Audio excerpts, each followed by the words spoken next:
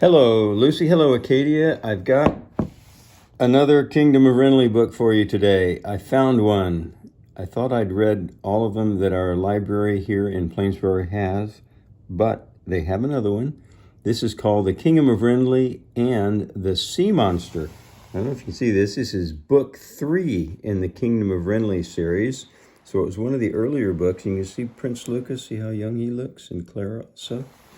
So I'm going to read the first half of this to you, and it's called Kingdom of Wrenly and the Sea Monster, and here are the chapters we're going to read today, the first 5 chapters. So chapter 1, Go Fetch. Chapter 2, Creature from the Sea. Chapter 3, An Old Wives' Tale. Chapter 4, Nanny Louisa. Chapter 5, Once in a Blue Moon. All right. So the first chapter is Go Fetch. Who's that? Ruskin, go fetch. I wonder if Pimmy does that. Will Pimmy? Yeah, Pimmy will fetch for you. You throw a tennis ball, she'll chase it. I wonder if you've done that before. Throw anything and many dogs will chase it. So apparently they're training Ruskin to do the same thing. Prince Lucas tossed a dinner roll across the royal kitchen. Ruskin, Lucas's pet scarlet dragon, scampered across the stone floor and grabbed the roll in one bite. "Good boy," Lucas shouted. Ruskin ran back to Lucas, eager to fetch another snack. Lucas always sneaked treats for Ruskin when the kitchen servants were on their afternoon break. He reached for a leftover apple fritter this time. "The more you eat, the bigger you'll get," said Lucas. He couldn't wait for Ruskin to grow big enough to carry him and his best friend Clara. They dreamed of going on high-flying adventures. Ruskin yelped for his snack. Lucas threw an apple fritter across the kitchen. The fritter landed next to the hearth. Ruskin zoomed after it, paying no attention to the cast iron pots and pans. Oh, I have a feeling what's going to happen here. See all the pans stacked up next to Ruskin? I bet he's going to bump into them.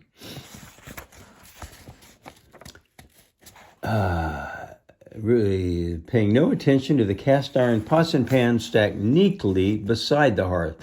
Crash! The pots and pans toppled over and clattered across the stone floor. "What on earth is going on?" bellowed King Caleb, who had just entered the room. "Oh, not much," said Lucas. "Just getting Ruskin a little snack." Ruskin burped, and a puff of smoke came out. Lucas waved the smoke away and tried not to laugh. "Isn't he great?" asked Lucas. The king raised an eyebrow and polished an apple on his purple velvet robe. "Tell that to the royal cook," the king said. "Ruskin scorched 10 dish towels this week." Yeah, Ruskin's always causing problems. Lucas patted Ruskin's swept-back horns. "He didn't mean any harm," said Lucas.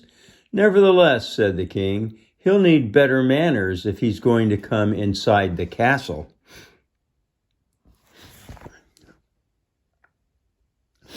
Look at that. See what Ruskin does?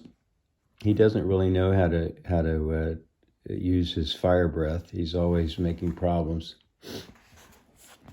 Lucas had been training Ruskin to be a good dragon. The problem was that Ruskin didn't know how to control his fire breathing. Sometimes he had accidents, and sometimes he scorched things for fun. Lucas was trying to teach Ruskin to use his fire breathing skills for good causes, like lighting the hearth or roasting marshmallows. "Don't worry, Father," said Lucas. "Soon, Ruskin will be the most well-behaved dragon in all of Wrenly." "Well, that's the best news I've heard all day," said the king as he left the room, munching on his apple. Chapter 2, Creature from the Sea. See King Caleb there, he's sitting on his throne looking out at the sea. Lucas and Ruskin played one more game of Fetch the Snack. Lucas stuffed an apple fritter into his pocket for later. The two playmates skipped past King Caleb on their way outside. The king sat on his throne and stared out to sea. Lucas turned around. "Is something wrong, Father?" Lucas asked. The king scrunched his brow and sighed. "Perhaps," he said. "We've had some troubling reports from the fishermen." "About what?" asked Lucas. "Giant waves in and around the Sea of Wrenly," the king said. "Must be a storm brewing," Lucas said. "That's my guess," said the king, "but some say they've seen a large creature in the water." "What kind of creature?" asked Lucas, becoming more interested. "Something big," the king said, "like a whale or a giant octopus, or maybe a sea monster," said Lucas. The king raised an eyebrow. "That's ridiculous," he said. "There are no such things as sea monsters." Ruskin squawked. "That's not what I've heard," Lucas said. "My old nursemaid, Nanny Louisa, told me a story about a sea monster. She said she saw it with her own eyes." The king chuckled. "I know that story too," he said. "The legend of the great sea serpent has been around for years." "It has?" questioned Lucas. The king nodded. "But how do you know it's not true?" "Because it's not," said the king. "And I certainly don't want my people to worry about something that doesn't exist." Ruskin let out a long, low howl. See, Ruskin, he's kind of a magical type, so he knows it exists. Lucas and the king looked at the young dragon. "Good heavens," commented the king. "What do you suppose he is trying to say?" "I don't know," said Lucas. "Maybe he believes in sea serpents." Serpents. Dragons and serpents. Chapter 3. An Old Wives' Tale. "I believe in sea monsters too," said Lucas. "I have a plan." Ruskin scampered after Lucas. They ran all the way to Ruskin's lair. That's where Ruskin hangs out, in his lair. Once they were inside, Lucas played a trick on Ruskin. He reached into his pocket, pulled out the apple fritter, and tossed it deep into the cave. Ruskin ran after it. Then Lucas turned around and ran back out of the entrance. He slid the heavy oak door across the opening and locked Ruskin inside. Ruskin whimpered, so he's locking Ruskin inside. Lucas looks a little bit unhappy about it, but he's doing it anyway. "Sorry, boy," Lucas said, "but this plan doesn't include you. It may get dangerous." So he's locking Ruskin in his lair. Ruskin squawked loudly. "Someday, when you're bigger and stronger, you can come with me," said Lucas, "but not this time." Lucas raced back to the castle and into the chambers belonging to his mother, Queen Tasha. He opened the door and bumped into Anna Gillis.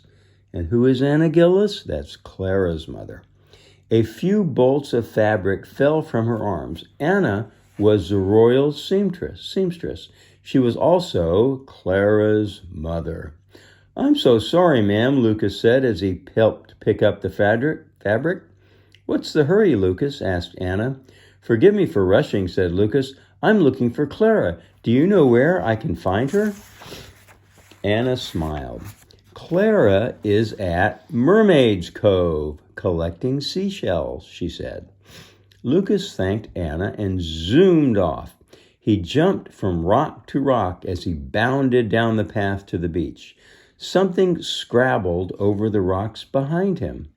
Uh-oh, look at that. See that?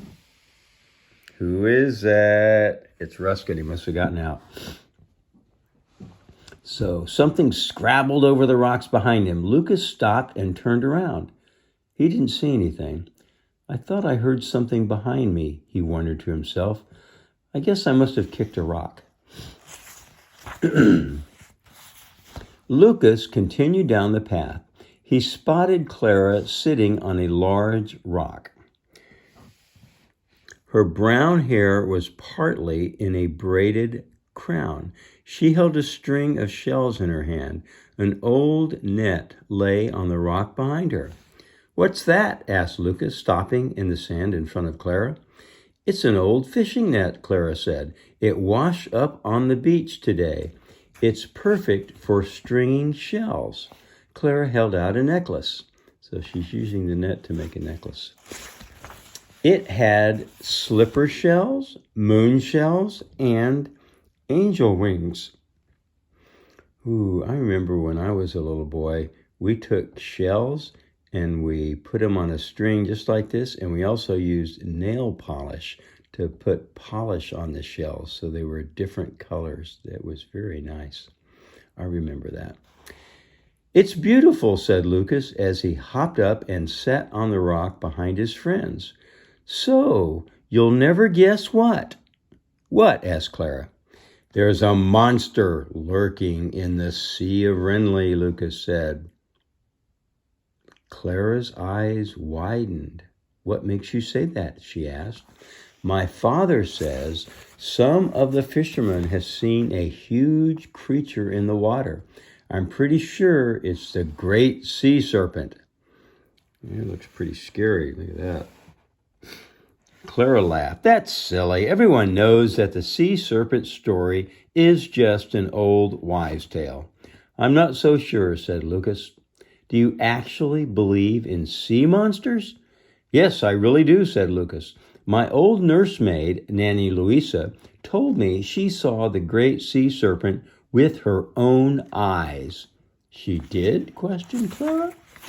Lucas nodded. And she would never make up something like that, he added. I never dreamed that story could be true, said Clara. What do you think we should do? Let's talk to Nanny Louisa, said Lucas. Maybe she can help. Where does she live? Asked Clara. On the island of Premlocks, said Lucas. She's now a nurse to the fairies.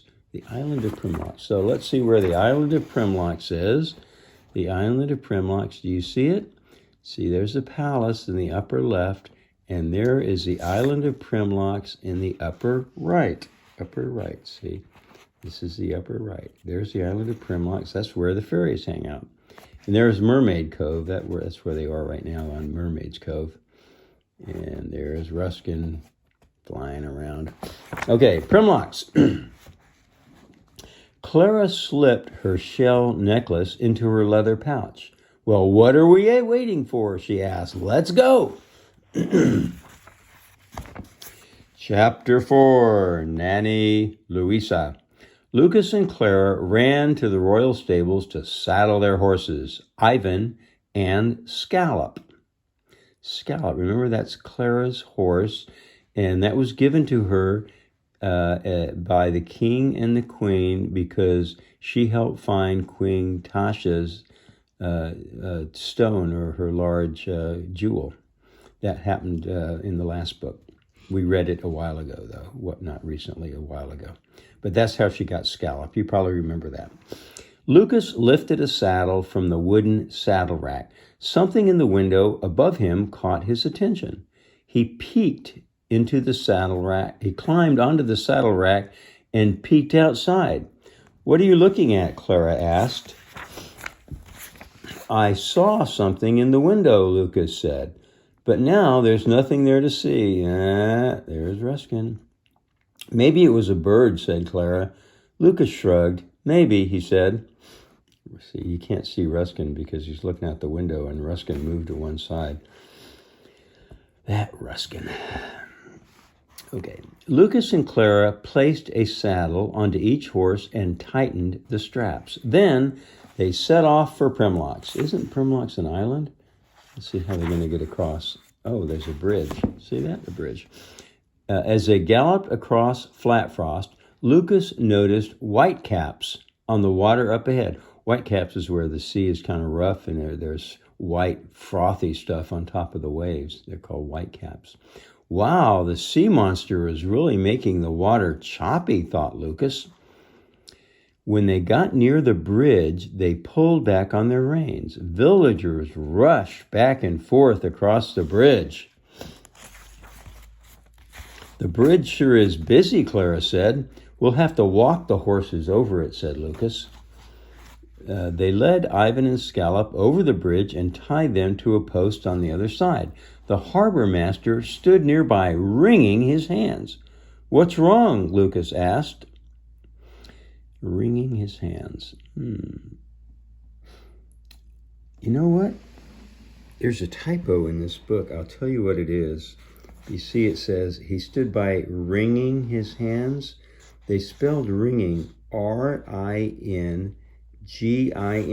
Maybe you can see that. Ringing. That actually is ringing in the sense of ringing a bell. When you talk about wringing your hands, which is something like this when you're going like that, or wringing a cloth or something like that, that's a different word. It's not as in ringing a bell. It should be Wringing.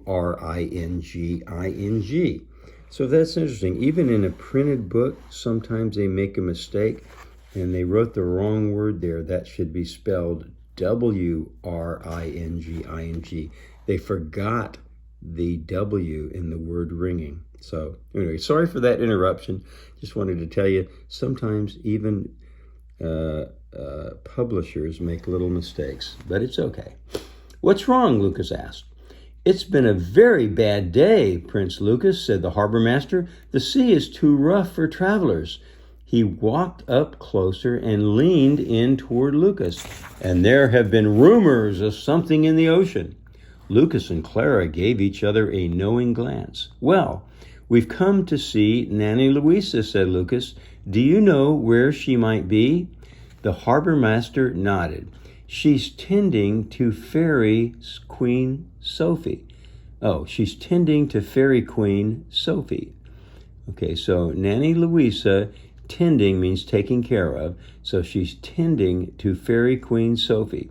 The queen has a very bad cold. Okay, so Nanny Louisa is taking care of Fairy Queen Sophie, who has a bad cold. Lucas and Clara thanked him and headed for the fairy castle, a beautiful palace made of polished pebbles, shells, and sea glass. The fairies in waiting led them up to the curvy staircase to Queen Sophie's chambers. There they are. That's Nanny Louisa in the chair, and Fairy Queen Sophie is in her bed because she's sick with a bad cold. Achoo! The queen sneezed as the guests entered the room. A puff of sparkly fairy dust flew from Queen Sophie's nose and mouth. She was sitting in her canopy bed wearing a pink silk nightgown with enchanted milkweed fluff around the neck. Oh, how sweet. Nanny Louisa sat in a rocking chair beside Queen Sophie's bed. She handed her a handkerchief. Then Nanny Louisa stood up and greeted their guests.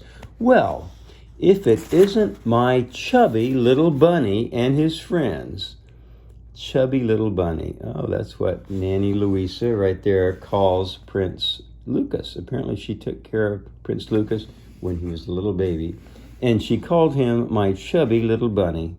Lucas blushed and Clara giggled. Lucas had been a very chubby baby, and Nanny Louisa always brought it up. She held out her jiggly arms and gave Lucas a great big hug. Then she looked at Clara. "I remember you," said Nanny Louisa. "You deliver bread with your father, and your mother is Queen Tasha's seamstress." Clara recognized Nanny Louisa, too. She had a round, dwarf-like body and long white hair. Her eyes were kind, and her smile was wide. That's so good. They're two very good characteristics for people to have. Her eyes were kind, and her smile was wide. Lucas formally introduced the two. "Please excuse my stuffy nose," said Queen Sophie. "Tell me, what brings you to the palace?" Nanny Louisa pulled up two chairs, and Lucas and Clara sat down. "We have some questions for Nanny Louisa," said Lucas. "We also wondered if you've heard the rumors," Clara said. "What rumors?" asked Nanny Louisa. Queen Sophie sat up in bed. "Yes, what rumors?" she asked. "The Sea of Wrenly has been unusually rough," Lucas said, "and some say they've seen a big creature in the water. Nanny Louisa's eyes grew wide, and she placed one hand over her mouth. "Oh no," she whispered, "the great sea serpent." Lucas nodded. "You're joking, right?" questioned Queen Sophie. But nobody laughed. "Tell us, Nanny Louisa," said Lucas, "is the sea serpent real or not?" Nanny Louisa sank into her rocking chair and sighed. "Most believe the sea serpent to be a myth," she said, "but those who have seen the great beast feel differently." "We would love to hear your story, Nanny Louisa," said Clara. "Yes, please tell it," begged Lucas.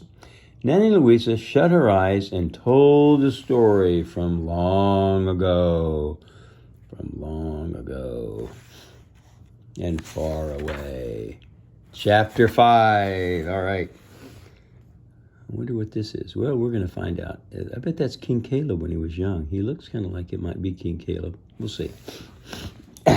No, probably not. It's Captain Douglas Brown. I'm reading ahead here. But let me read all the words. Chapter 5 is the name of the chapter. The title is Once in a Blue Moon. This is the last chapter I'm going to read in this video. "I remember the day well," Nanny Louisa began. "I was a young maiden in those days, not a single gray hair nor a wrinkle. I worked at the Dewdrop Inn. I often served a young gentleman known as Captain Douglas Brown. Captain Brown was strong, kind, and well-liked in the village. One rainy night, he asked me to be the cook aboard his ship, the Blue Moon." Okay, the ship was called the Blue Moon, and he asked her to be the cook. "He planned to take some men on a fishing trip. I have always liked adventure, so I agreed to go. We sailed the open sea for 3 weeks. The boys caught mackerel, tuna, and herring. Then we set our course for home. I stood on deck and enjoyed a gentle breeze. I watched the clouds turn peak. Then my eyes fell on a dark patch of water. A patch of seaweed, I thought to myself. And as I looked more closely, I noticed the dark water began to boil and churn. A pod of dolphins, I wondered. Oh, look at that. Holy moly, look at that. Arg. Then something unimaginable happened. A creature began to rise from the water. It rose higher and higher above and beyond the mast of the Blue Moon. It had the head of a dragon with 2 horns and a mouth full of dagger-like teeth. The creature had a never-ending neck of green scales for a body, like an enormous snake. But the strangest thing of all was a rusty old cauldron that hung from the monster's jaw. A rusty old cauldron. See that? See what's hanging from the jaw? That's something that you boil in. You put it over a fire, and you put soup or magic potion in it, and you boil it. It looked like a wizard's cauldron, though cracked and broken. And so a wizard would mix up the stuff for the magic potion in the cauldron. So it looks like a wizard's cauldron, but it's cracked and broken. Why does it have a cauldron in its mouth, I wondered. I stared too scared to move. A brave sailor grabbed a spyglass and climbed the rigging to get to the crow's nest. That's up on top of the ship. It's called the crow's nest, to get a better look. Others began to throw things at the creature, boat hooks, silverware, and dishes, anything that might scare it away. Oh, they're throwing things at the creature. The monster roared and threw his head to one side. Then it flung the cauldron right at our ship. So it had a cauldron in its mouth. They start throwing things at it because they're afraid, and he throws the cauldron at the ship. The cauldron crashed into the deck, and we dove to get out of the way. The ship rocked this way and that. Captain Brown quickly spun the wheel to get us to safety. Then the men pulled themselves up and threw more things at the monster. Nanny Louisa shut her eyes and rocked in the chair as she remembered the story. "Please go on, Nanny Louisa," cried Lucas. "Oh, yes," exclaimed Clara. "Tell us what happened next." Nanny Louisa opened her eyes and continued her story. And this is going to be chapter 6, which we will read next time. Okay, here we are. It's going to be called A Message. This is a pretty good story. I wonder why the dragon, or the serpent, had a broken wizard's cauldron tied or in its mouth and then threw it at the ship. Okay, well, that's it for right now. It's very good to be able to read this to you today, and I will read the next one to you pretty soon. Bye-bye.